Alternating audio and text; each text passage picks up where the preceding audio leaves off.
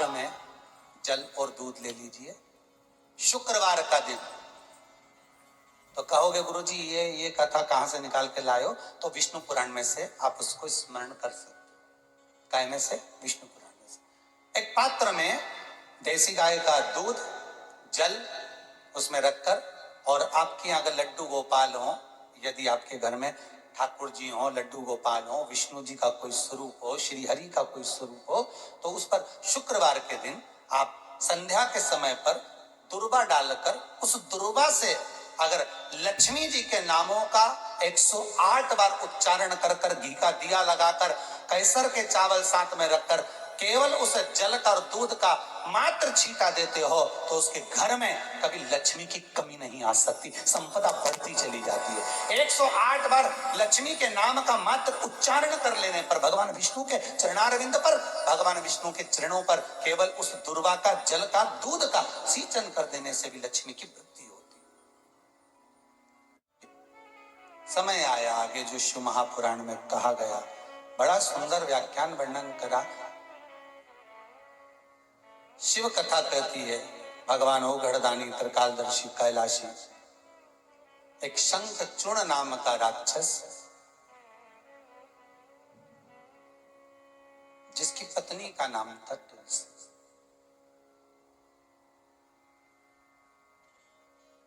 इतना उपद्रवी था। अब राक्षस है तो उपद्रवी तो होगा,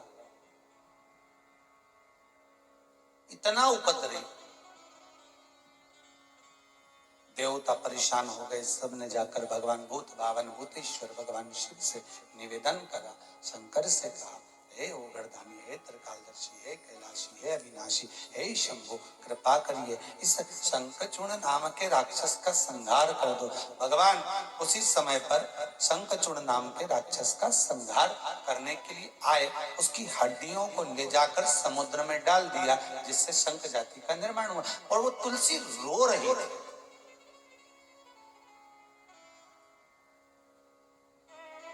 जो गंडकी नदी बनी,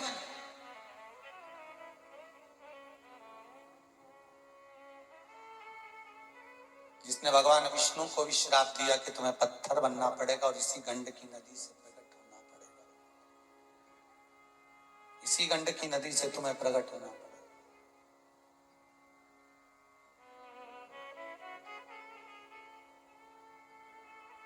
अब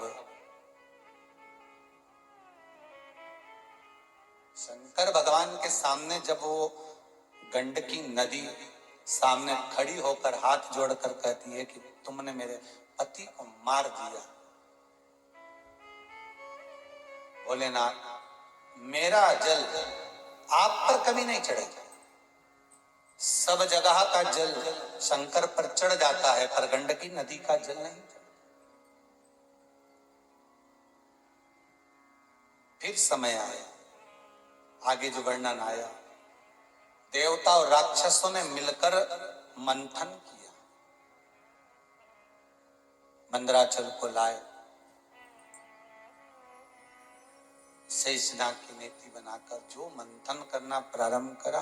तो पहले जब मंथन किया तो मंथन के समय पर विचार किया गया कि इसको मतते मतते जैसे ही मंदराचल रखना चालू करा और रखकर जो मत रहे थे, तो मंदराचल नीचे जाता जा रहा था, नीचे की ओर पहुंचता जा रहा था।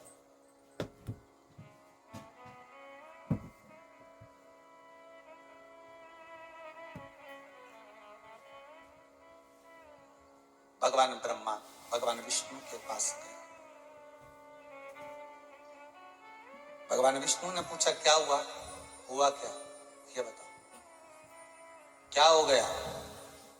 प्रभु, जो मथा जा रहा है देवता और राक्षस मिलकर, जिसका मंथन कर रहे हैं, जिस मंदराचल को रखा गया है समुद्र भीतर मंथन किया जा रहा है, वो मंदराचल अंदर जाते जा रहा है,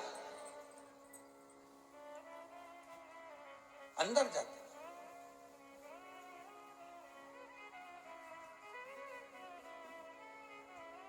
अब क्या करा जाए? ब्रह्मा जी भगवान विष्णु से बोले, और भगवान विष्णु ने जैसे ही सुना तो भगवान विष्णु उसी समय पर तुरंत ब्रह्मा जी को लेकर सीधे भगवान शिव जी के पास पहुंच गए। और देखिएगा, शंकर को सबसे पहले जो निकला, 5 गाय निकली और गाय के बाद जो विष निकला, तो सबसे पहले शंकर को क्यों भेजा गया उसकी कथा है, और यहीं से प्रकट होती है दुर्वा की कथा।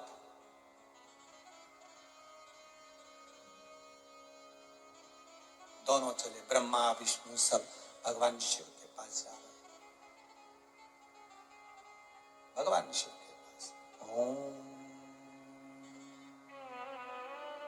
नमः शिवाय, ओम नमः शिवाय, ओम नमः शिवाय,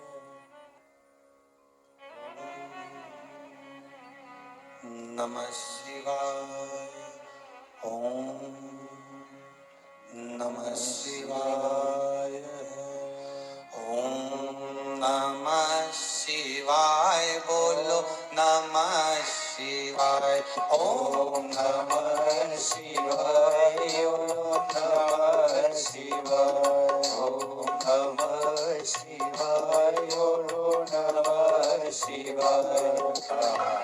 शिव की कथा कर रही है, अवगढ़दानी त्रिकालदर्शी की कथा कर रही है। भगवान ब्रह्मा और भगवान विष्णु शिव जी के पास पहुंचे,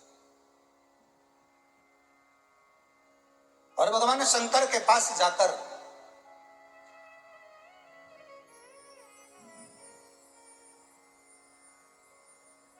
अच्छा, इतनी देर से गए भी नहीं थे, सारा प्लान कर लिया कि मंथन होगा, अमृत निकलेगा, देवता आपस में बांट लेंगे, सारी प्लानिंग हो गई, पर शंकर जी को कुछ नहीं मालूम, कुछ भी नहीं मालूम।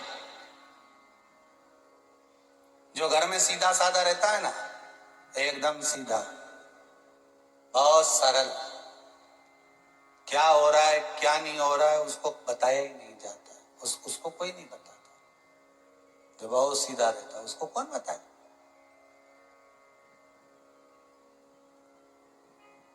कोई बताता ही नहीं।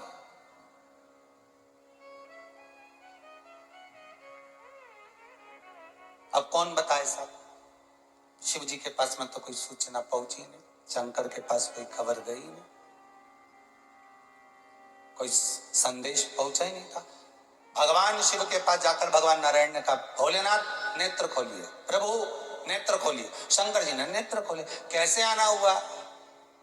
तो भगवान ब्रह्मा जी बोले, आपको नहीं मालूम कि कैसे आना हुआ? शिव जी बोले, वो आने का तो मालूम है, पर कारण क्या है वो बताओ, कारण है क्या? प्रभु, आने का कारण केवल इतना सा है कि देवता सारे के सारे मिलकर समुद्र का मंथन कर रहे हैं औषधि अमृत पाने के लिए। बस दिक्कत एक ही आ रही है, जो वो रई रखी है ना, मंदराचल जो पर्वत रखा है ना, वो बार बार नीचे जा रहा है। उसके लिए कोई व्यवस्था बताई जाए कि आप मृत्यु लोक के देवता हो, तो आपको यह मालूम होगा कि मंदराचल पर्वत जो मृत्यु लोक में निवास करता है, उस पर्वत को पानी में ठहराया कैसे जाए।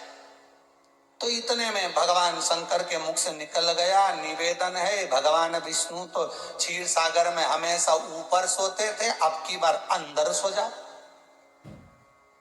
अंदर सो जाओ। हाँ, अब की बार भीतर सो जाइए, और भीतर जब सोए तो सारे देवता और राक्षस मिलकर उस मंदराचल पर्वत को भगवान विष्णु की जंघा पर रख दो।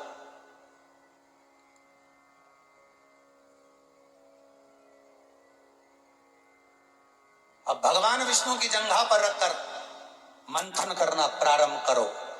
जो मंथन करना प्रारंभ करा तो जंघा पर जो भगवान के बारीक बारीक से रुए थे शरीर के, वो सारे की सारे टूटकर नीचे की ओर गिरना प्रारंभ करे, समुद्र की लहर में आए, किनारे लग गए। वो जो किनारे रुए लगे वही दुर्वा के रूप में प्रकट हो गए, वही रुए दुर्वा के रूप में प्रकट।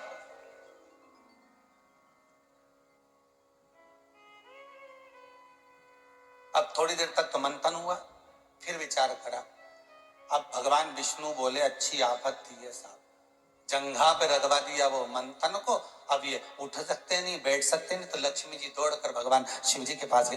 हर हर महादेव। भगवान शंकर ने पूछा तुम क्यों आई हो? भगवान इतने में तुरंत पार्वती जी निकल कर बाहर आई। हुआ क्या? लक्ष्मी कैसे आई? अब पार्वती जी की बेस्ट फ्रेंड लक्ष्मी, ये दोनों आपस में बड़ी जोरदार इनकी दोस्ती थी, बड़ी अच्छी सहेलियां थी दोनों। बस कहीं दिख जाए ना तो फिर तो 2-4 घंटा ही हो।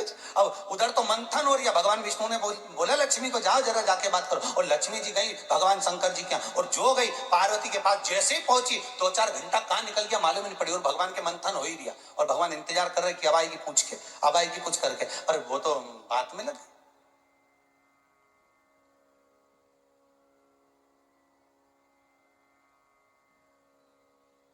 पहले, अब आजकल तो नल पानी के बोर सब जगह जगह हो गए।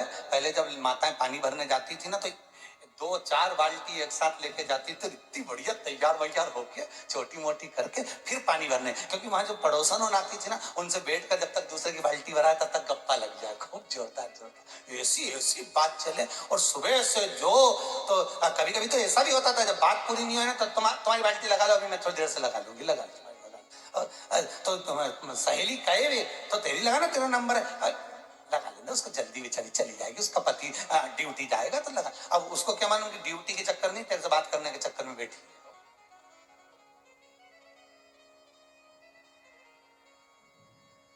चित्त वृत्ति है उसकी, मन है उसका। अब पार्वती जी के पास में लक्ष्मी जाकर बैठ गई, मन रम गया, उठी नहीं। थोड़ी देर बाद याद आया, लक्ष्मी पार्वती जी ने फिर बात करते करते करते करते 2-4 घंटे निकल गए।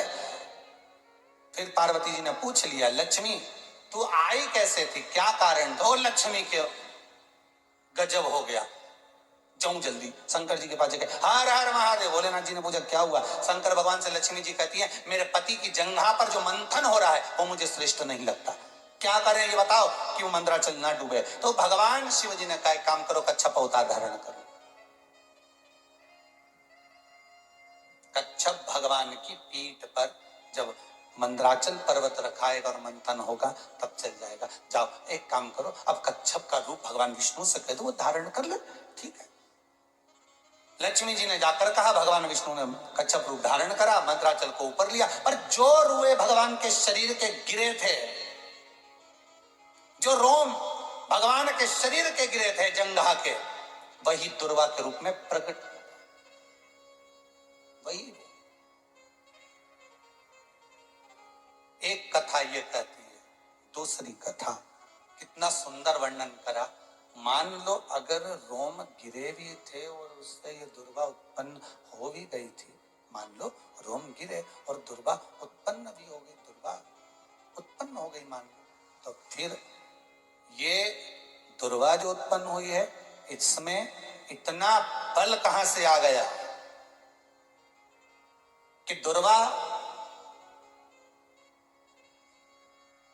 5 साल 6 साल सुखाकर बोरी में भरकर रख लो, उसके बाद कहीं खेत में बगीचे में उसको डाल दो और 2-4-8 दिन तक पानी देना चालू कर दो, दुर्वा फिर हरी भरी हो जाती है।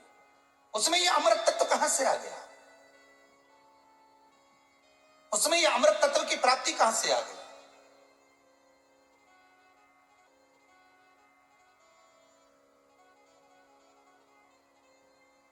उसका ये अमृत तत्व किस लिए प्राप्त? तो क्यों भगवान जब एक अनलासुर नाम का राक्षस हुआ और वो राक्षस दिन प्रतिदिन गलत कर्म करता, अनलासुर जब देखो जब कोई ऐसा कर्म करता, कहीं गौ माता जा रही है तो उसको पकड़कर उसको नोच कर उसको काट देता, कहीं ब्राह्मण जा रहा है उनको नोच कर उनको काट कर पटक देता, उनके रक्तों को पी जाता, अनलासुर उपद्रव मचाता। देवता सारे परेशान परेशान होकर उन्होंने शंकर भगवान से कहा भोलेनाथ क्या करा जाए? शंकर भगवान ने कहा चिंता मत करो, अनिलासुर है कहां? तो कहा वो मृत्यु लोक में उस जगह पर विराजमान।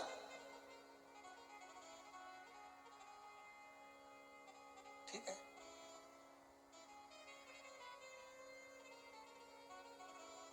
भगवान कहे चिंता मत करो, मैं काशी में जाकर बैठूंगा और काशी में जाकर जब मैं बैठूंगा उस समय पर अनलासुर अगर मेरी काशी तक पहुंचता है तो उसका संहार करना मेरी जवाबदारी, चिंता मत कर।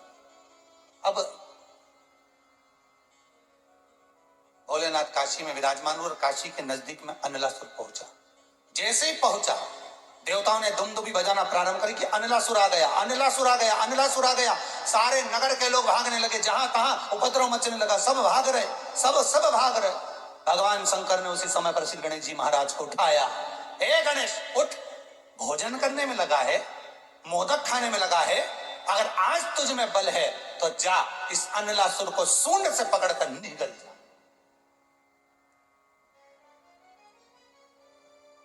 गणेश जी बोले पिताजी निगल तो जाऊं, पर ये अनलासुर कोई साधारण राक्षस असुर नहीं है, ये पेट में जाने के बाद भी उपद्रव मचाएगा।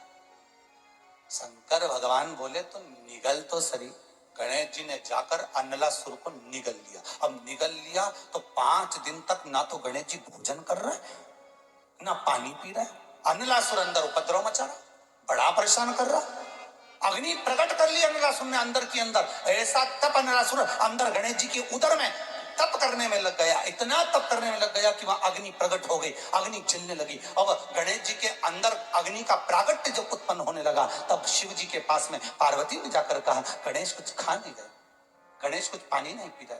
उनके भीतर उस उदर में अग्नि प्रकट हो रही, क्या करा जाए। शंकर भगवान ने उसी समय पर दुर्वा को तोड़ा और दुर्वा को तोड़कर इंद्र से कहा ये गणेश को दे दो। तो इंद्र का एक प्रश्न खड़ा हो गया कि आप अगर चाहें तो हम कुछ और लाकर दे देते हैं, अमृत लाकर दे देते हैं, कोई और अच्छा पदार्थ लाकर दे देते हैं जिससे गणेश जी महाराज की उदर को तृप्ति होगी। दुर्वा मिट्टी में लगी हुई, भूमि पर लगी हुई दुर्वा। शंकर भगवान बोले रे ओ इंद्र, तुम्हारे अमृत से भी बड़ी प्रबल है ये दुर्वा। तो इंद्र ने पूछा ये दुर्वा अमृत से प्रबल कब हो गई। शंकर भगवान कहते हैं सुन इंद्र, जिस समय पर अमृत का कलश निकला, उस अमृत के कलश को देवता लेकर जा रहे थे, ले जाते राक्षसों से छुड़ाकर सबसे पहले इन्होंने समुद्र के किनारे पर उसको छुपाया। उस जगह पर भगवान विष्णु की जंघा के रोम पड़े थे जिससे दुर्वा उत्पन्न हुई थी। उस दुर्वा पर इस कलश को जब रखा, रखते ही एक देवता ने उसके उठाकर देखना चाहा तो उसमें से थोड़ा सा भाग अमृत का नीचे गिर गया जो दुर्वा पर पड़ गया। और आगे गए, फिर इसको छुपाया, वहां भी दुर्वा थी। फिर और आगे गए, वहां भी दुर्वा थी। सुन इंद्र, तेर को जो अमृत मिला तूने एक बार में पिया, ब्रह्मा को जो अमृत मिला वो ब्रह्मदेव ने एक बार में पिया, वरुण को जो अमृत मिला वो एक बार में पिया, पर इस दुर्वा को जो अमृत मिला वो 5 बार मिला।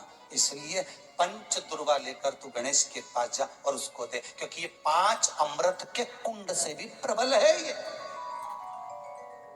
5 अमृत के कुंड से भी प्रबल है, लेकर जा तू ये दुर्वा। और इंद्र ने दुर्वा दी, गणेश जी को खिलाई। जैसे खिलाई, गणेश जी के भीतर की जो अग्नि थी वो समाप्त हो गई। शिव कथा कहती है, स्कंद पुराण कहती है, गर्ग संहिता कहती है, विष्णु पुराण कहती है, ये जो दुर्वा है, इस दुर्वा का सबसे बड़ा गुण है, ये दुर्वा ऊपर की ओर नहीं बढ़ती, ये दुर्वा नीचे की ओर, आगे की ओर बढ़ती है। दुर्वा का एक गुण बड़ा प्रबल है, ये ऊपर नहीं उठती, क्योंकि इसको मालूम है मैं ऊपर उठूंगी और कहीं ना कहीं का आएगा, लात में मुझे दबाएगा और गिरा जाएगा। इसलिए मैं नीचे की नीचे चलूं तो दुर्वा नीचे की नीचे चलती है। शिव महापुराण कहती है दुर्वा से एक गुण हमको लेना चाहिए, अहंकार में इतने ऊपर मत पहुंच जाना कि कोई पांव रखकर तुमको दबाने का प्रयास करे, इतने ऊपर ना पहुंच।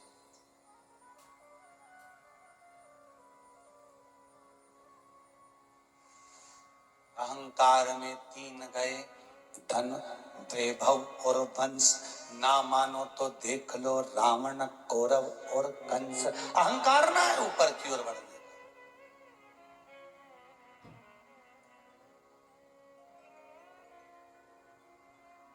काशी में शिव, शंकर काशी, तेरे डमरू की धुन सुन के मैं काशी नगरी नगरी आई हूँ। तेरे डमरू की धुन सुन के मैं काशी नगरी आई हूँ। तेरे डमरू की धुन सुन के मैं काशी नगरी आई हूँ। तेरे डमरू सब गाइए। की धुन सुन के मैं काशी नगरी आई हूँ। मैं काशी नगरी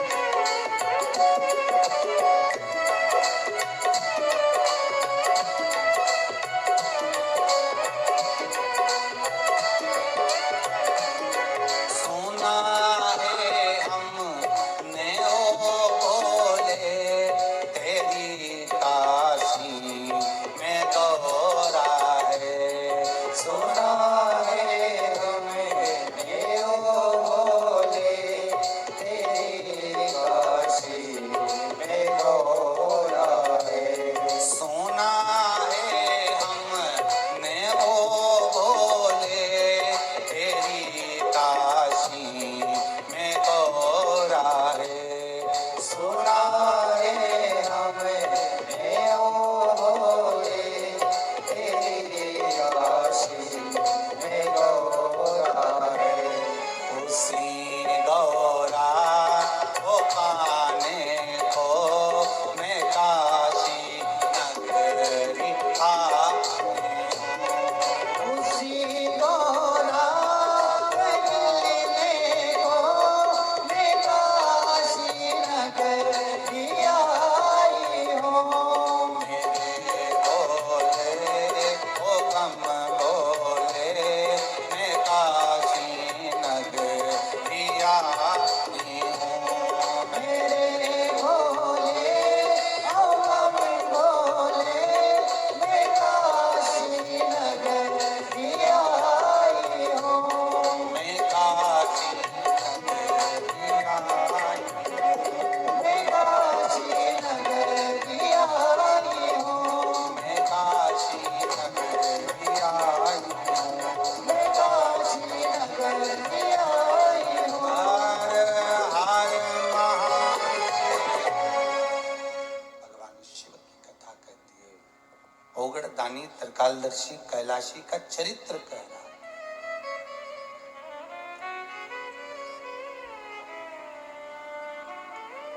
देवताओं को अमृत कितनी बार मिला? एक बार। दुर्वा को अमृत कितनी बार मिला? जम के बोलिए, 5 बार। कार्य सिद्धि के लिए 5 दुर्वा गणेश जी को चढ़ाई जाती है, आज भी नियम है।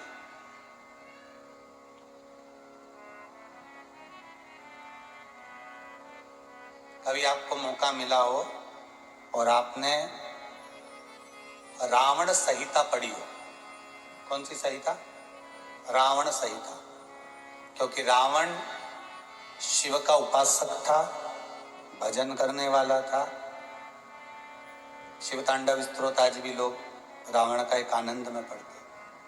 तो शिव का उपासक है रावण, शंकर का उपासक। विद्वान भी था, ज्ञानवान भी था। वो तो देवता के हाथ से मरना था उसको, इसलिए उसने मांगा ही यही था। जो मांगा वो मिला। तो रावण संहिता अगर किसी ने पढ़ी हो तो उसको मालूम होगा, रावण संहिता में 4 तरह के तिलक का महत्व बताया। कितने तिलक? 4। उन 4 तिलक में सर्वश्रेष्ठ तिलक रावण बताता है। एक तिलक सर्वश्रेष्ठ है, वो है दुर्वा।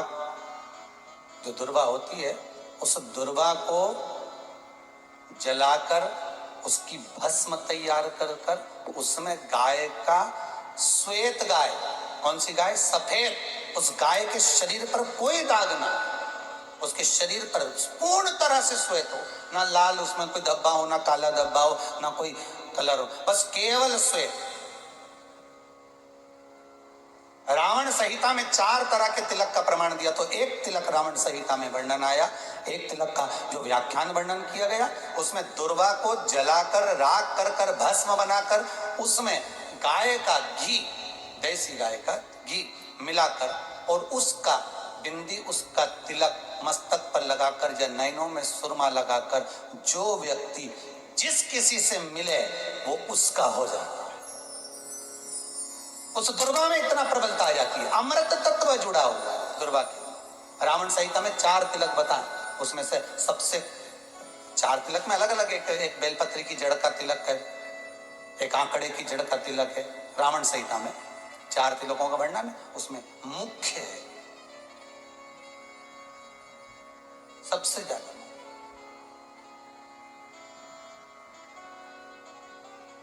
हम तो कहेंगे, अगर मान लो वैसे तो नौकरी करने जाओ, सर्विस करने जाओ तो आंख में काजल लगा कर जा नहीं सकते, नहीं तो लोग ही कह देंगे कहाँ से आया है। मालूम पड़े तुम नौकरी के लिए इंटरव्यू देने जाओ और आंखों में काजल लगा के चले जाओ, तो फिर भी एक प्रयास करना, फिर भी एक प्रयास करना। उस दुर्वा का जो काजल बनाओ, मूछे हो, दाढ़ी हो, कहीं कहीं पर भी उसकी एक बिंदी लगाकर चले जाओ, वो असर करेगी और आपको वो जॉब मिल ही जाएगा, ये पक्का है। उसमें आकर्षण होता, दुर्वा आकर्षण का केंद्र करती है। आपको कभी आपके नयनों में दर्द हो रहा, जलन हो रही हो, तो आप दुर्वा, हरी भरी जब दुर्वा हो, वहां थोड़ी देर चलने का प्रयास करिएगा, आपके नेत्रों का विकार समाप्त हो जाएगा। दुर्वा में वो एक सुख है, वो अमृत छुपा हुआ, और एक बार का अमृत नहीं, 5 बार का अमृत दुर्वा के अंदर।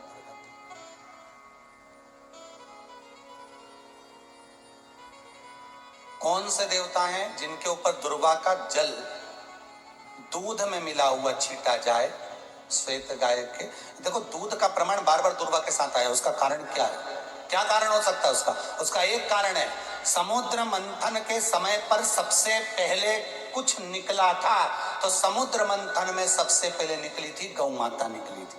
क्या निकली थी? गाय सबसे पहले निकली थी गाय। और कितनी गाय निकली थी? 5।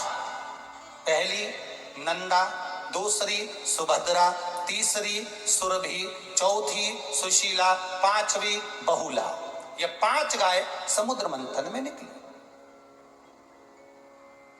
अब समुद्र मंथन में जब गौ माता निकली तो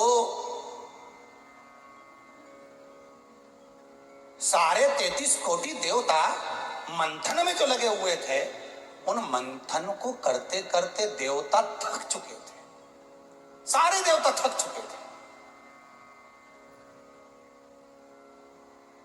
बहुला सुरभि और सुशीला से बोली, सुभद्रा से बोली, नंदा से बोली, अपना काम है, एक काम करो, अपन आप रूप दूध की धार बहाना प्रारंभ करो, अपने आप दूध की धार हम मृत्युलोक में हम भेजें इन देवताओं के लिए, तो देवताओं को अमृत तत्व मिलेगा, आनंद होगा।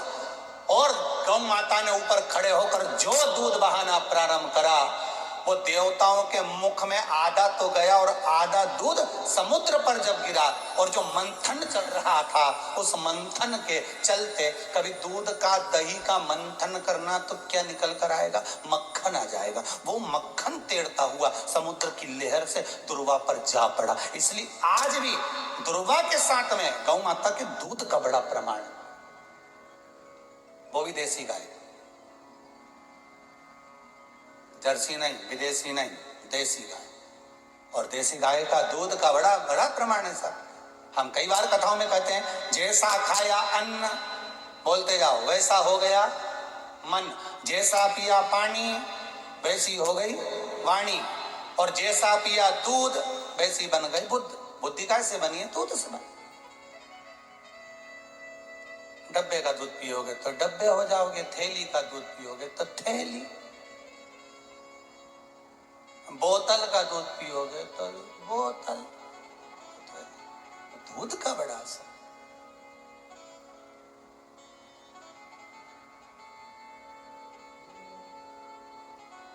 गौ माता के दूध का कहा, एक पात्र में जल और दूध ले लीजिए, शुक्रवार का दिन।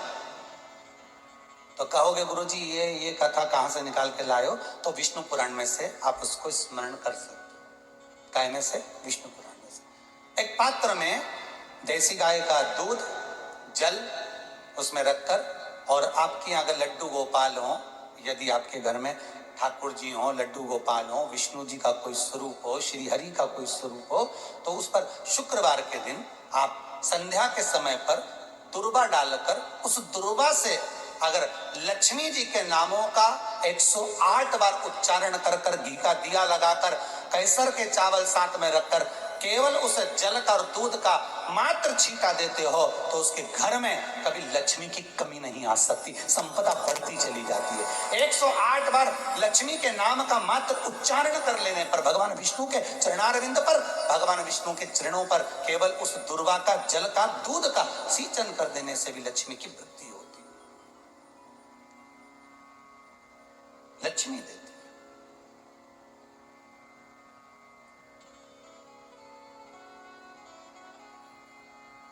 दुर्वा बढ़ती है। और दुर्वा का एक बहुत सुंदर गुण है महाराज, बहुत सुंदर गुण है दुर्वा का।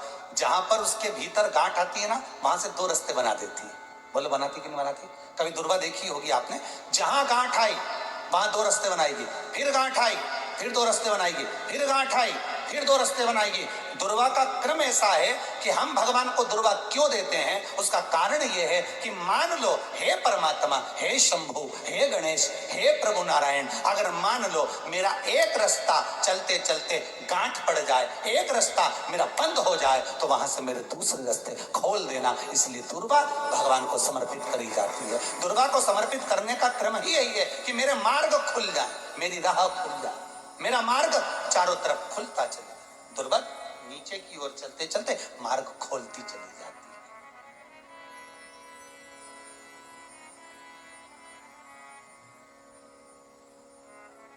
अमृत है ये, इसलिए नष्ट नहीं होती। तोड़ के रख लेना, प्रैक्टिकल करके जरूर देखना, सीवर वाला महाराज कहीं झूठ तो नहीं बोल रही है। तोड़ कर रखो दुर्वा को, बोरी में भर कर रखो। 4 साल 6 महीने 8 महीने बाद सूख जाए, बेकार हो जाए, उसके बाद भी इसको खेत में बगीचे में कहीं ले जाकर पटक देना, 8-15 दिन पानी देना। देखो फिर वापस वही हरी की हरी होना, वही कहीं ना कहीं से स्फुटित होते फिर आगे बढ़ना चालू कर देगी। उसका तत्व है अमृत, वो अमर है, मरती नहीं, फिर चालू हो जाती। शिव कहते हैं यही अमरता है, यही अमरता है कि दुख आया तो मरने की नहीं सोचना। तकलीफ आई, कष्ट आया, रोग आया, बीमारी आई, थोड़ा सा तकलीफ आ गई, थोड़ी बीमारी आ गई, थोड़ा दुख आ गया, तो ये मत सोचता मैं मरना है। नहीं नहीं नहीं, अभी तो और जीना है। तो किस लिए जीना है? कोई कहेगा इसको कहीं आसक्तियां होंगी, घर की, परिवार की, कुटुंब की, कबीले की, इसलिए जीना चाहती है, इसलिए जीना चाहता। नहीं, आसक्ति एक रखना कि मैं जीना इसलिए चाहता हूं, मैं और जीना चाहती हूं, इसलिए चाहती हूं कि अब मैं भगवान का भजन करना चाहती हूं। अभी तक मैंने परिवार, कुटुंब, कबीले, संसार के लिए करा, अब जितनी जिंदगी दी उस मालिक ने, अब मैं उसका भजन करूं। कोरोना महामारी में वेंटिलेटर पर जाकर, आईसीयू में जाकर वापिस अगर आ गए हो तो समझ लेना बोनस के दिन भोलेनाथ ने दे दिए। अब भजन में लगाना, अब दुकान धंधा पानी ये सब चीजों में बाद में लगता रहेगा। आईसीयू में जाने के बाद, ऑक्सीजन कम पड़ने के बाद भी लेवल ऊपर कर कर, वेंटिलेटर से भी निकाल कर अगर वो लेकर आ गया तो समझ लेना अब ये दिन उसके बचे हैं, अब उसने बोनस में दिए हैं। इसलिए अब संसार में नहीं, अब भगवान में लगाऊंगा। अब जब शिव महापुराण की कथा आएगी खोजूंगा, सुनूंगा, शंकर का अनुमोदन करूंगा। हो गए थे, नहीं तो तुम तो गए थे रे, निपट चुके थे। जैसे ही पहुंचे बड़े बुरे हाल थे, ऑक्सीजन भी ऊंचा नीचा हो रहा था, और वो कजन कौन सा इंजेक्शन था वो भी नहीं मिल रहा था। तो क्या अब क्या होगा तेरा कालिया? तो कालिया ने सोचा कुछ नहीं होना, शिव पुराण याद करो। श्री शिवाय नमस्तुभ्यम, श्री शिवाय नमस्तुभ्यम। पत्नी घर में कर रही, बच्चे चलते फिरते कर रहे, आंखों से पत्नी के आंसू बह रहे, श्री शिवाय नमस्तुभ्यम जपती जा रही। पति से कह दिया मोबाइल पर केवल शिव पुराण सुनो, अब जो होगा देखा जाएगा। और शंकर जी लेके वापिस आ गए वो यमराज के दरवाजे से। घर पे आते सी तक खुश हो गया, बस मैं तो ऐसा लग रहा था कि अब चले जाऊंगा। सारे आसपास वाले निपटते चले जा रहे। पत्नी बोली चिंता मत करो, श्री शिवाय नमस्तुभ्यम। जप लिया, आया दरवाजे तक रोग, आया दरवाजे तक बीमारी, आया दुख दरवाजे तक।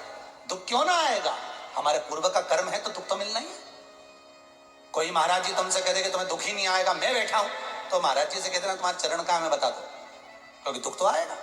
जैसी करनी वैसी है करनी। जो पूर्व में कर कर आए हो, भले आज तुम किसी को दुख नहीं दे रहे, भले आज तुम किसी को तकलीफ नहीं दे रहे, पर पूर्व का कर कर आए हो वो तो भोगना पड़ेगा।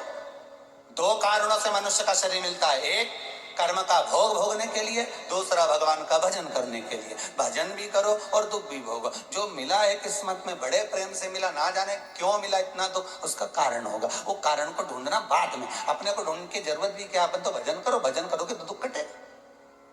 मंदिर जाने से दुख नहीं कट रहा, दुख कैसे कट रहा है? मंत्र जपने से। नाम जपने से, राम कहने से, कृष्ण कहने से, शिव कहने से, भवानी कहने से, मंत्र जितना जपोगे उतना दुख कटता चले जाए, उतना दुख कटे।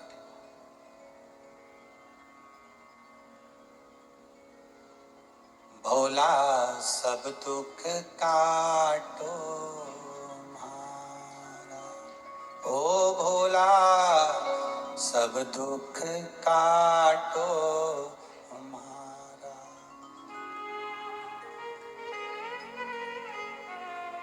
शिव शंकर जपूं तेरी माला,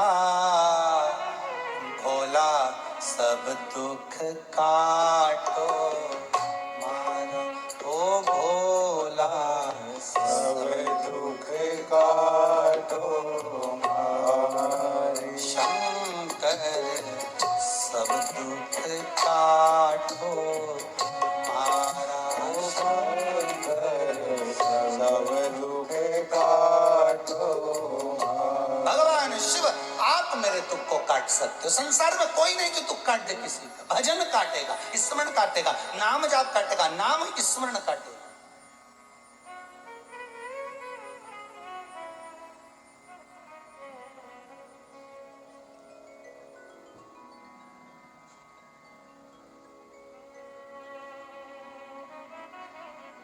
महाराज दुर्वा भगवान विष्णु को चढ़े, दुर्वा गणेश जी को चढ़े, दुर्वा शिव जी को चढ़े, दुर्वा ब्रह्मा को चढ़े, दुर्वा इंद्र को चढ़े, दुर्वा पितरों को चढ़े। कितना सुंदर कहा है, जिसके घर में पितृदोष प्रबल होता है, बहुत प्रबल पितृदोष है, तो उसके घर के जहां पानी का मटका रखा था, पितृदोष मालूम है ना? पितृदोष का लक्षण क्या होता है? 1 रुपए कमाओ, 1.25 रुपए खर्च हो, समझ लेना पितृदोष है। रात्रि को सो गए तुम, बड़े चक नींद आ गई तुमको, बहुत प्रेम से सो गए, सोने के 1.5 घंटे या 2 घंटे बाद तुम्हारी नींद खुल जाए और कम से कम आधे घंटे तक तुमको भूख लग रही हो, समझ लेना पितृदोष। सोकर उठने के बाद में जैसे ही 1-2 घंटे की नींद हो गई और अचानक नींद खुल गई और तुम्हें भूख लग रही है, भूख लग रही है, प्यास लग रही है बहुत तेज, अभी सोए हो, 1.5 घंटा ही हुआ, 2 घंटा ही, भूख लगने लगी, बहुत तेज भूख लग रही है, समझ लेना पितृदोष। पितृ भूखे हैं, भोजन की याचना कर रहे हैं, भोजन की याचना। सोने के बाद तत्काल नींद खुले 2 घंटे के बाद भूख लगे, उसका भी एक समय बताया है महाराज ब्रह्मवर्ता पुराण के अंतर्गत कि रात्रि को सोने के बाद में 1 घंटे की नींद हो जाए और उसके बाद में 2 घंटे के अंदर वापिस नींद खुल जाए और भूख लगने लगे तो समझ लो पितृ भूखे हैं, भोजन मांग रहे, अन्न मांग रहे, पितृदोष है।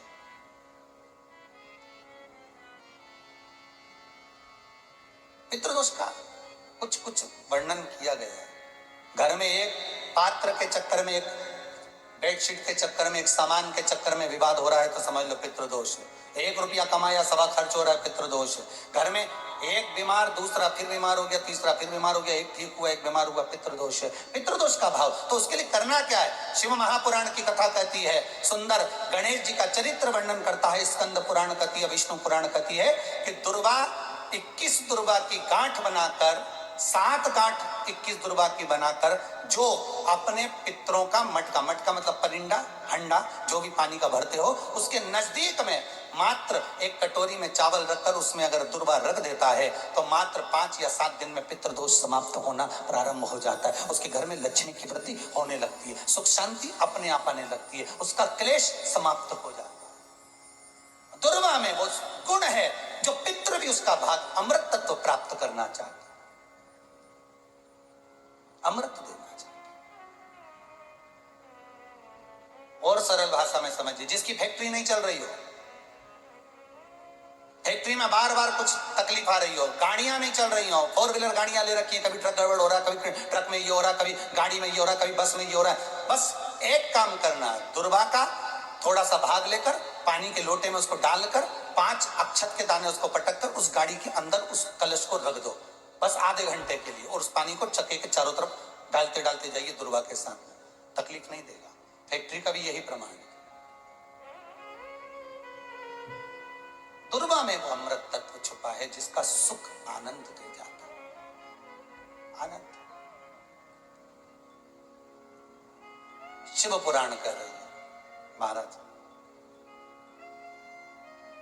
दुर्वा का एक नाम और है, उसका नाम है अमृत जन्मा। क्या नाम है? अमृत जन्मा। दुर्वा का एक नाम और है। मारवाड़ी लोग इसको ध्रुवी बोलते हैं, ध्रुव बोलते हैं। दुर्वा का वो सुख। शंकर भगवान गौ माता दूध की धार लगाती है, इसलिए दुर्वा का दूध से बड़ा मिलन है, बड़ा आनंद है, बड़ा बड़ा सुख है। कोई भी ग्रह अनुकूल नहीं है, सब बेकार चल रहे हो, सब प्रतिकूल चल रहे हो, दूध के पात्र में दुर्वा डाल लो, पीपल के वृक्ष के नीचे चढ़ा कर आओ, राहु केतु शुक्र शनि जो भी गड़बड़ है सब सुधरना चालू हो जाता है। दुर्वा का वो सुख। जिस नदी में स्नान करो तीर्थ में जाकर, उस नदी के पास में कोई बगीचा लगा हो, वहां की दुर्वा को तोड़कर स्नान करते समय नदी में मात्र विसर्जन कर देने पर पितरों को पिंड पहुंच जाता है। मात्र उस दुर्वा का विसर्जन कर देने पर पितरों को पिंड का भाग मिल जाता है। अभी ना तो तुम्हारे पास में आटा है, ना तुम्हारे पास में चावल है, ना तुम्हारे पास में पिंड है, ना कोई तुम्हें संकल्प छुड़ा रहा है, ना कोई तुम्हारे पास में वस्तु है, उसके बाद भी पितरों को भाग मिल रहा। काय से? केवल एक दुर्वा के तत्व से। स्नान करने से पहले पवित्र नदी में, गंगा यमुना नर्मदा सरयू आदि किसी पवित्र नदी में आप स्नान कर रहे हो, वहां के बगीचे में घूमकर आप जाते तो हो, पैदल ही नहाने जाते हो, तो घाट के आसपास में कोई बगीचा, वहां की दुर्वा तोड़ ली, एक दुर्वा नहाने से पहले अपने पूर्वजों पितरों के नाम से नदी में छोड़ दी। फूल तो छोड़ते ही हो, दिया भी छोड़ते हो, बस एक ही चीज नहीं छोड़ते, वो दुर्वा। और वो ही काम की, वही काम की। तुम कुछ छोड़ो ना छोड़ो, एक दुर्वा का भाग छोड़ दिया, वो पितरों के लिए होता, सुख प्रदान करने वाला। शिव पुराण कह रही है महाराज। भगवान एक बार शंकर भगवान आनंद से विराजमान, उसी समय पर जब गौ माता निकल गई, उसके बाद में विष निकला, विष शंकर भगवान को दिया। शिव जी ने विष पिया, नीलकंठधारी कहलाए। पार्वती जी ने बार बार मना करा, भोलेनाथ विष मत पियो, क्योंकि इन देवताओं ने आपसे नहीं पूछा मंथन। जब घर के बड़ों से, घर के बुजुर्गों से, घर के बयों से, माता पिता से, सतगुरु से, गुरुजन से कोई काम अगर पूछकर नहीं किया जाता तो उस काम में अड़चन बहुत आती है। और आई मंथन करने में कितनी अड़चन आई, कभी देवता रूठ जाए, कभी राक्षस रूठ जाए, कभी मालूम पड़े गौ माता निकल गई, कभी मालूम पड़े कुछ निकल गया, कहीं औषधियां निकल रही, कहीं रतन निकल रहे, कहीं विष निकल रहा, और अमृत नहीं निकल रहा। बड़े परेशान हो गए। उसका कारण तो पूछा तो शंकर भगवान से नहीं पूछा गया। अगर देव अधिदेव महादेव के कानों में बात डाल देते तो शंकर जी कर देते। शंकर तो सरल सहज, उनके कानों में बस बात जाना चाहिए, वो तो तुरंत आ जाता, तुरंत वो तो साफ, बस मुख से निकला और शिव ने किया। एक बहुत अच्छी बात है स्कंद पुराण की, आप शंकर के मंदिर में जाकर हाथ नी भी जोड़ो ना तो भी चलेगा। एक काम जरूर करना, परंतु हाथ नी भी जोड़ो ना, मंदिर में गए आपने हाथ भी नहीं जोड़े तो भी शंकर के सामने बैठकर उससे अपनी दिल की बात जरूर कह देना। आपकी नी पटती ना शंकर से मत पटे। आप जिसको मानते हो, आप राम को मानो, आप कृष्ण को मानो, आप भवानी को मानो, आपकी मर्जी पड़े उसको मानो। शिव से नहीं भी पटे ना तो भी आपने सारी दुनिया में अपना दुख कहा, एक बार शंकर के पास, उसके दरवाजे पर नंदी के पास बैठकर, दीवार से टिक कर बैठ, कहीं एकांत में बैठकर उस शंकर से अपने दिल की बात कहना जरूर, बोलना जरूर। भोला सब दुख काटो,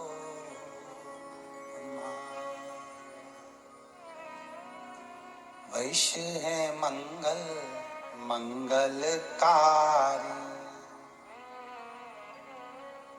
अवधूत रूप निराला, भोला सब दुख काटो उसका देना।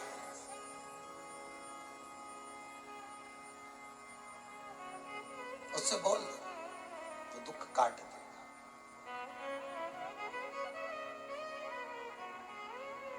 इस कुबेरेश्वर धाम में जो भी आता है अपनी बात कहता है तो हम उससे एक ही बात कहते हैं, भूमि कुबेरेश्वर धाम की है, एक एक कंकर शंकर है।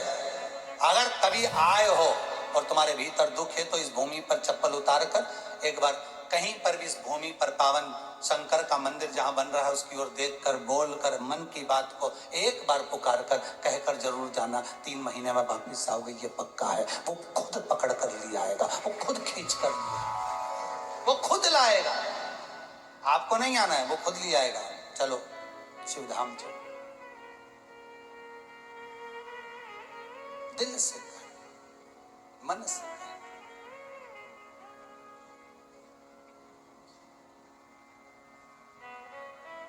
विष निकला नाथ अब क्यों पी रहे हो?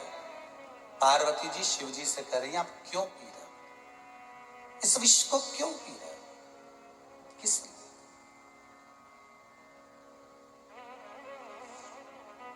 पार्वती इन देवताओं ने मुझसे नहीं पूछा, मंथन किया, पर ये विष जो निकला है ये कोई नहीं पिएगा, और अगर पी लिए तो लोग मर जाएंगे, देवता प्राणों को त्याग देंगे। हलाहल विष, इस विष को मुझे पीना पड़ेगा। कितने चतुर थे भगवान विष्णु, उनकी चतुरता देखिए, इसलिए उनका नाम है चतुर नारायण। भगवान विष्णु का नाम चतुर नारायण क्यों है? उनकी चतुरता देखिए। भगवान विष्णु को मालूम था अगर विष नीचे रखूंगा सबको दूंगा, कोई नहीं पिएगा फेंक देगा, अगर नीचे रखूंगा तो लोग पिएंगे तो मर जाएंगे। इसलिए आज भी नियम है, चूहा मार दवाई लेकर आओ, पेड़ पौधे पर छींटने की दवाई लेकर आओ, पौधे में डालने की दवाई लेकर आओ, गेहूं में डालने की दवाई लेकर आओ। उस दवाई पे लिखा रहता है कि बच्चों के हाथ से ऊंची धरो, लिखा रहता है कि लिखा रहता है कि बच्चों के हाथ से ऊंची रखो। तो भगवान विष्णु ने भी वही कहा कि ये बच्चों के हाथ से ये विष ऊंचा रखो। तो उन्होंने विष कहां पहुंचाया? कैलाश पर्वत। अब इतनी ऊंचा कोई पहुंच के बता दे, जा डब्बा रखो दवाई का। छोटे छोटे बच्चों के सामने अगर कछुआ छाप अगरबत्ती या ये मच्छर की अगरबत्ती आ जाती है तो बच्चा मुंह में ले लेता, तो लिखा रहता है बच्चों के हाथ से ऊंची रखना, दवाई है ऊंची रखो, औषधि है, विष है ऊंचा रखो। मिठाई का डब्बा हो तो भले नीचे रख दो, पर विष ऊंचा, दवाई ऊंची रखो। ये पेड़ों पर छिड़कने की है, कीट पतंगा मारने की है, चूहा मारने की है, ऊंची रखो। तो भगवान विष्णु ने भी वो विष को ऊंचा रखा कैलाश पर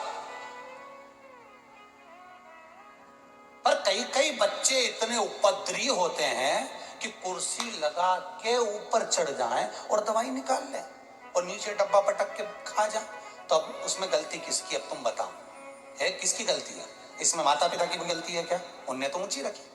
घर के बड़े की गलती है, उनने तो ऊंची रखी। अब तुम कुर्सी पे चढ़ गए, डब्बा गिरा लिया, खा लिया। ऐसे ऐसे कहीं कहीं के लोग चतुर है। शंकर भगवान ने विष पिया, मुख से विष थोड़ा सा नीचे गिरा, सांप बिच्छू ने ले लिया और विष थोड़ा सा गिरा तो उससे भांग धतूरा उत्पन्न हो गया। और कहीं का कुर्सी लगा के ऊपर चढ़ गया, कैलाश पहुंच गया और वहां से भांग तोड़ के ले आया और क्या के शंकर जी की बूटी और घोट घोट के पी रहा है और शंकर जी का नाम बदनाम कर रहा है कि शंकर जी को भांग प्रिय। कौन सी पुराण में लिखा है कि शंकर को भांग प्रिय? ये तो तुम कुर्सी लगा के डब्बा निकाल लिए। नहीं तो उनने तो लिखा कि बच्चों के हाथ से ऊंची रखो, तो कैलाश पे रखी, वो दर्शन करने गया, वहां से उठा लाया। इतनी भांग पड़ी थी, लगी हुई थी। शंकर जी के पास भांग है। किसी पुराण में नहीं लिखा कि शंकर भगवान को भांग प्रिय है, ना स्कंद पुराण में, ना लिंग पुराण में, ना पद्म पुराण में, ना शिव पुराण में, कहीं नहीं लिखा शंकर भगवान को भांग प्रिय है, ये कहीं नहीं लिखा। पर शंकर भगवान का भांग से श्रृंगार होता है, भांग उनके नजदीक में रहती है, ये पुराण में लिखा। क्यों रहती है उसका कारण शिव महापुराण कहती है कि भगवान शंकर का जब कंठ जला, पार्वती की आंखों से अश्रु बह निकला, पार्वती पत्तियों को ढूंढ रही थी, भांग की पत्तियां मिल गई, पार्वती ने उसको पीसा, शिव जी के कंठ पर लगा दिया जिससे जलन कम हो। शंकर के पास में भांग इसलिए लगी हुई रहती है कि जो हवा आएगी भांग की, शंकर जी का कंठ नहीं जलेगा, उस जलन को रोकेगा। विष की जलन को वो भांग की ठंडाई रोकेगी। और इनको क्या मालूम था, ये तो ठंडाई समझ के पीगा। अब ठंडाई लगना थी बाहर, उतार ली अंदर।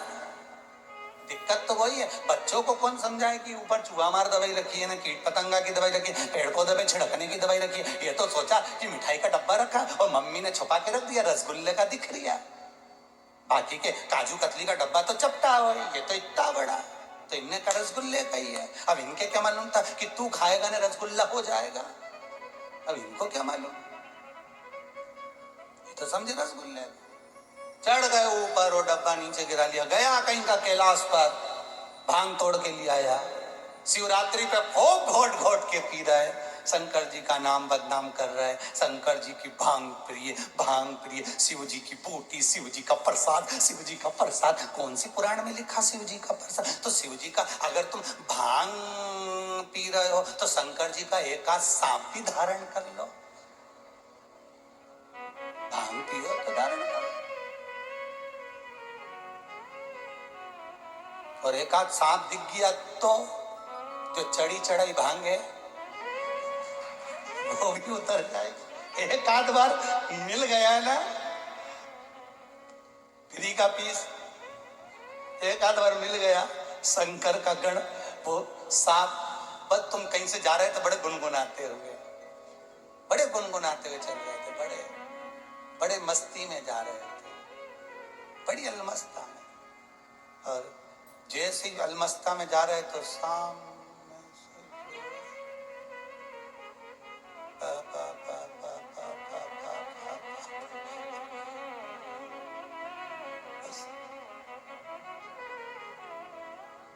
अटक गया सीडी प्लेयर, वहीं अटका, अब सीधा नहीं। महाराज शिव को प्रिय नहीं। किसी ने पूछा भोलेनाथ जी साथ नशा करते हो? शंकर भगवान बोले हाँ करते। तो उसी और वाला महाराज तो बोल रहा है करते ही नहीं, और आप बोल रहे हो नशा करते हो? शंकर भगवान बोले हम नशा करते हैं। किस चीज का करते हो? शंकर भगवान बोले राम नाम और कृष्ण नाम का नशा करते हैं। इस नशे में एक बार डूब गए फिर कोई निकलने वाला नहीं है। कई लोग ऐसे हैं जो शंकर के नाम का नशा करते हैं, शिव महापुराण को ढूंढते रहते हैं, दिन भर ढूंढते हैं, कहां आ रही है, कहां शिव महापुराण की कथा रही, कहां शिवर वाला महाराज की कथा रही। बस चैनल लग देखते जरा, शिवर वाला महाराज की कथा रही क्या, शिव महापुराण की कथा रही क्या, जरा देख, जरा कहीं महाराज की कथा रही तो निकाल। और सारा चैनल टटोलते रहेंगे, ढूंढते ढूंढते, मम्मी नहीं आ रही, फिर आधा घंटे बाद फिर चैनल पे देखते जरा, कहीं आ रही हो तो देख ले, अभी नहीं आ रही मम्मी, फिर देख तो जरा आ रही क्या, जब नहीं आ रही फिर मन उदास हो गया, अब रात को देखूंगी फ्री होके, फिर मोबाइल लेके बैठ गए। तो वो पति बोला क्या देख रही, तू बोर नहीं होती है कि ये कथा सुने? तो पत्नी भी बोली तुम्हें भी तो देख रही 40 साल से। क्या बोली, तो भी क्या बोली, पुराण ओ घड़ी है, दयालु है। एक पनिहारन सिर पे मटका लेकर, मटके पर मटका लेकर, मटके पर फिर मटका, मटके पर फिर झाड़ी भरकर, हाथ में कंधे पर रस्सी का बंडल, इस हाथ में बाल्टी, और चली जा रही। उसने उस कलश को, उस हंडे को पकड़ा नहीं है महाराज, और चली जा रही। बीच मार्ग में उसको बीच मार्ग में सहेलियां भी मिली हैं, सखियां भी मिली, और उनसे बात भी वो कर रही है। मटका गिरा क्या उसका? अरे जम के तो बोलो नहीं। जितने लोग आज तक टीवी पर कथा श्रवण कर रहे हैं, ध्यान दीजिएगा, मटका नहीं गिरा, झारी नहीं गिरी, कलश नहीं गिरा है। क्योंकि बात वो भले सबसे करे, पर उसका जो चित्त है, उसकी जो वृत्ति है, उसका जो मन है, उसका जो आनंद है, वो उस कलश में, वो उस मटके में, वो उस जगा हुआ।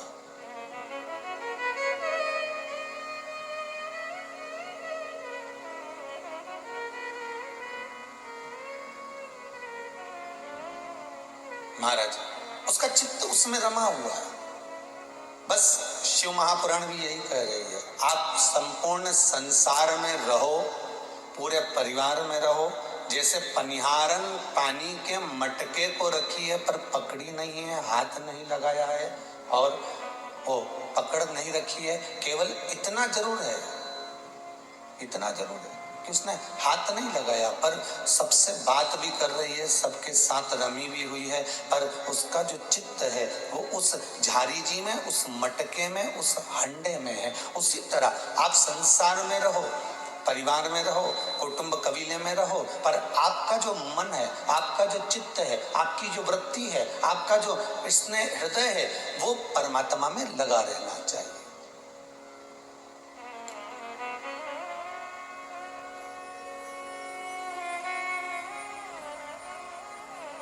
आज कोई बहन जी से भक्त ने कहा होगा, कार्यकर्ता ने, कि आप भोजन कर कर जाना हो, तो माता जी ने कहा हाँ हाँ हम हमारे शंकर जी को खाना खिला के जाएंगे।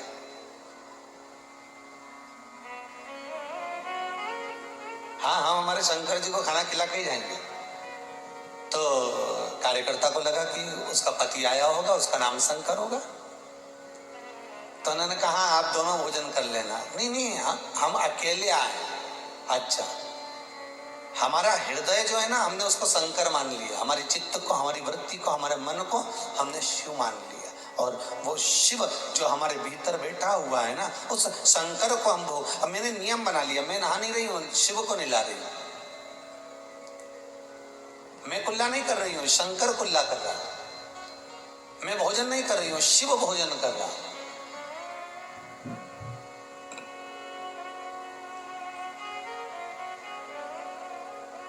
हर एक में मुझे शंकर जब नजर आने लगे, अर्थात भीतर भी शिव जब प्रकट हो जाए, इस आत्मा के भीतर जब शंकर का एक सुंदर भाव प्रकट हो जाए, चाहे वो राम हो, चाहे कृष्ण हो, चाहे जो तुम भाव से प्रकट करो,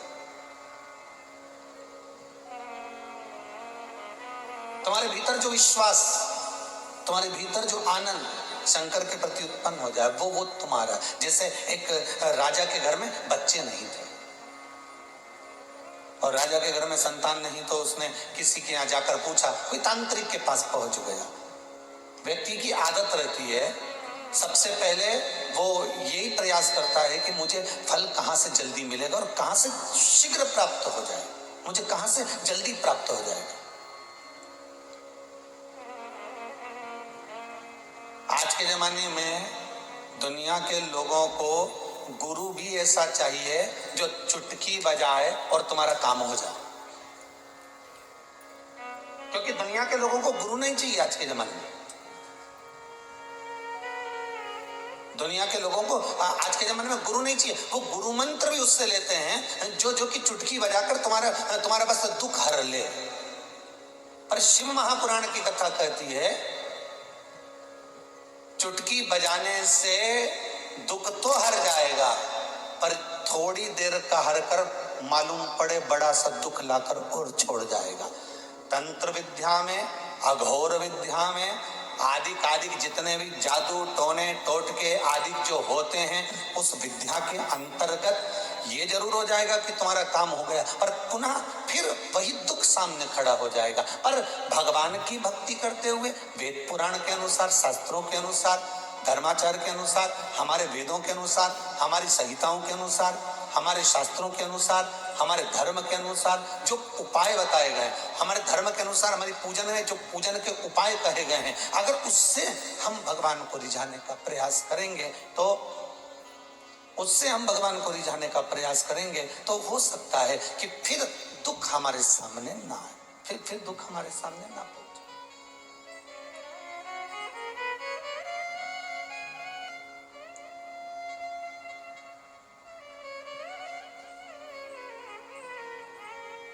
महाराज, प्रीत करो सो ऐसी करना जैसे लोटा डोर,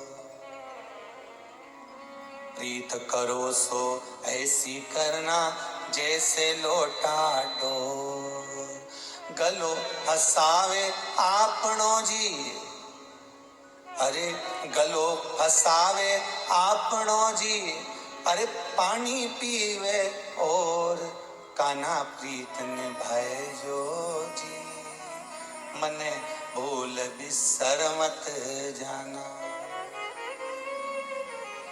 प्रीत करना तो लोटे और डोर जैसी करना। गला फंसाया है लोटे ने रस्सी में और लोटा नीचे गया है कुएं में, पानी भरकर लाया है, लोटा नहीं पिया है, दूसरे की प्यास बुझाई है। उसी तरह संसार में आने के बाद कुछ ऐसा कर्म कर कर जाना। भले तुम्हारा गला फंसा हुआ, भले दुनिया के लोग तुम्हें कष्ट दे रहे हैं, भले दुनिया के लोग तुम्हें अपशब्द कर रहे हैं, भले दुनिया के लोग तुम्हें समझे ना समझे, ये उनके ऊपर है।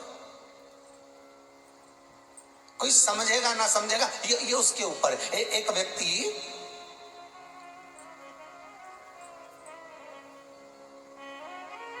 मदिरा की दुकान पर जाता, बहुत अच्छा था, खूब भजन करता था, खूब स्मरण में लगा रहता, खूब रामायण गीता पढ़ता।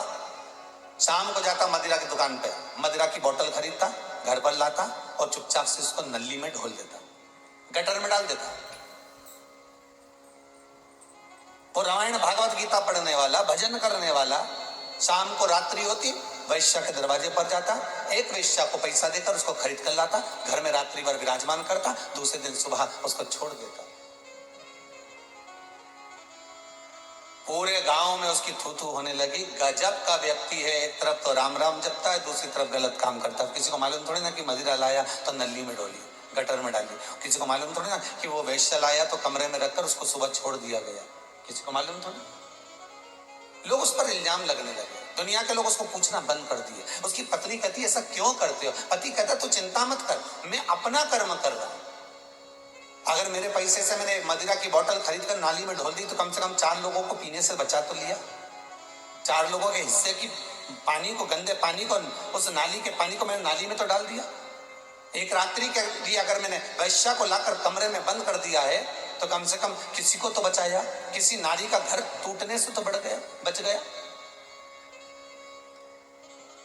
अरे दुनिया के लोग थू-थू कर रहे हैं, उसका पति कहे दुनिया के लोग भले थू-थू करें, पर ये बात याद रखना, मैं मरूंगा तो मुझे राजा उठाकर लेकर जाएगा अपने कंधे पर, ये भी मेरा पक्का, क्योंकि मैं भजन करता हूं। मैं गलत काम, भले दुनिया की दृष्टि में गलत काम है, पर मेरी दृष्टि में गलत काम नहीं। दुनिया भले तुम पर उंगली उठाए, दुनिया भले तुम पर अपशब्द कहे, दुनिया भले तुम पर ताना दे, दुनिया भले तुमको आड़ा टेढ़ा कहे, दुनिया भले कहे तुमको जो कहना हो दुनिया के लोग कहें, पर अपने मन को जो अच्छा लगे वो करना, अपनी चित्तवृत्ति को जो अच्छा लगे वो करना।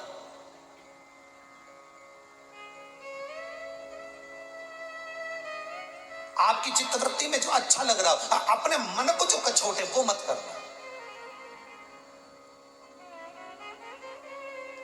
एक दिन वो गिर गया, नाली में पड़ गया। गांव का एक व्यक्ति ने उसको नहीं उठाया, वो पड़ा रिया मिट्टी में, नाली में, गटर में। रात को राजा अपने घोड़े पर बैठकर जा रहा था, रूप बदलकर उसने देखा कैसे लोग हैं गांव के, एक व्यक्ति मरा पड़ा है और ये गांव के लोग इसको उठा तक नहीं रहे। और जैसे ही राजा ने गांव के लोगों को बुलाया, ये मर चुका है, इसको इसके घर पहुंचाओ, तो क्या हम तो हाथ नहीं लगाए, ऐसा पापी है ये, मदिरा पान ये करे, वेश्यावृत्ति ये करे, जुआ ये खेले, मांसाहार ये करे, तो हम नहीं ऐसे व्यक्ति को ले जा सकते। राजा ने अपने कंधे पर उठाया, इसका घर बताओ कहाँ है, वो सामने राजा ने ले जाकर कंधे पे से नीचे उतारा, उतार कर उसकी पत्नी को आवाज लगाया, बहन ये आपका पति है, गटर में पड़ा था, मरा हुआ पड़ा था, आप कौन? तो कि मैं नगर का राजा हूं, पर गांव के लोग इसको नहीं उठाए, आप उठाकर रानी, उस पत्नी ने, उस रानी ने, अर्थात उस स्त्री ने अपने पति का संवाद कहा, महाराज ये मेरा पति, दुनिया के लोग कहते हैं मदिरा पान करता है, दुनिया के लोग कहते हैं वेश्यावृत्ति करता है, दुनिया के लोग कहते हैं जुआ खेलता है, पर मेरा पति कभी ऐसा नहीं करता था। वो कहता था जब मैं मरूंगा तो मुझे राजा उठा कर लेकर आएगा, और आज वही हुआ। सत्कर्म करने वाला व्यक्ति, भले दुनिया की निगाह में वो गलत हो, भजन करने वाला व्यक्ति, भले दुनिया की निगाह में वो गलत हो,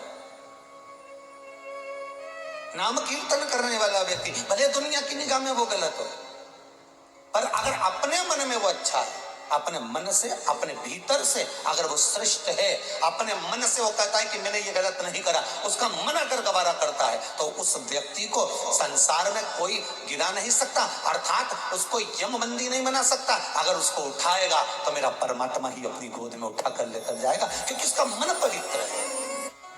कितनी भी इत्र लगा लो,